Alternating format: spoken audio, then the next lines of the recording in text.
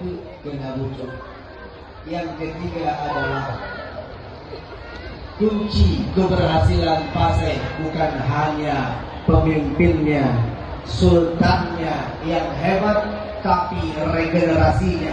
Tetapi generasi-generasi muda terus dipersiapkan untuk peduli terhadap agama.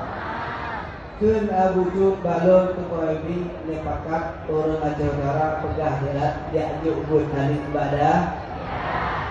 Memang ledok badai teh lenjuk kaki ni.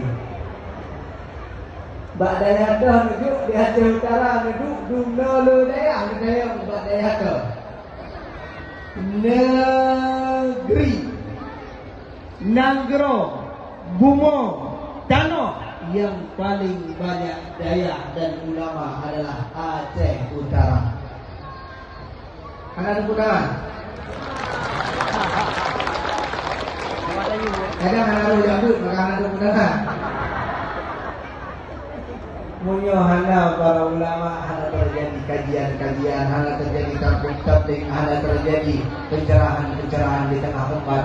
Sehebat apapun generasi tua, dunga ibadah Allah, jumratib di dalam masjid,